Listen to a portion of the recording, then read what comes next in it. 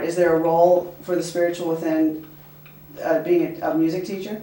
Well, I What- think how he's do you- dealing with it all the time.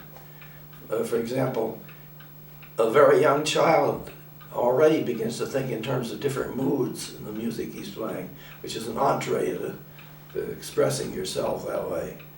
Another way is that he's taking music in order to give pleasure to other people. That's a kind of spirituality.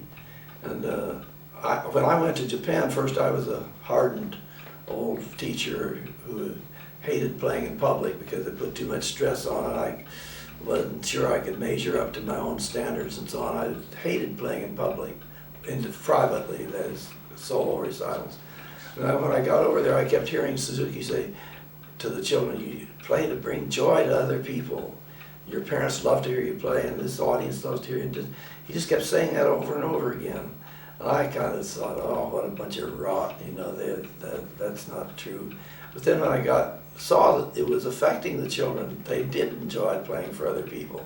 They did feel they were doing something for somebody else. And I found it carrying over into the children in this country too. So then I realized that the real reason to play music is to communicate things with other people that are having to do with their feelings and their needs and their emotions. And so I think it's a very real part. I think there's a difference between sentiment and sentimentality.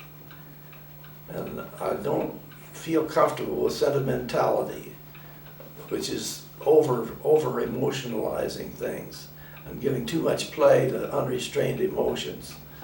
I think that could be a false image of what we need.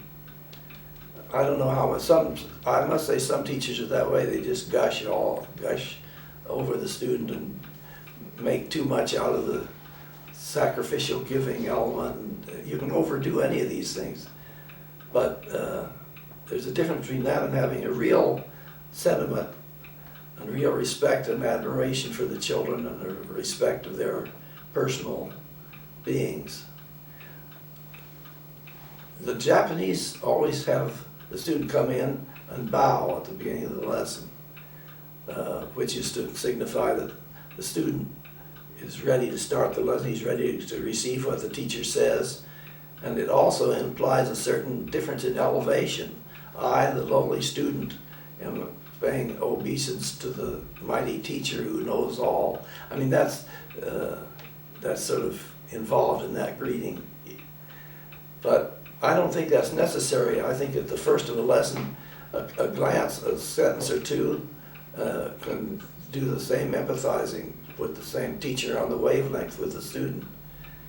If a student comes in, he's been at recess, somebody just bounced a rock off his head, he's hungry and tired, and you don't pay any attention to him, you just say, come on, let's start this lesson, and start playing without any empathy.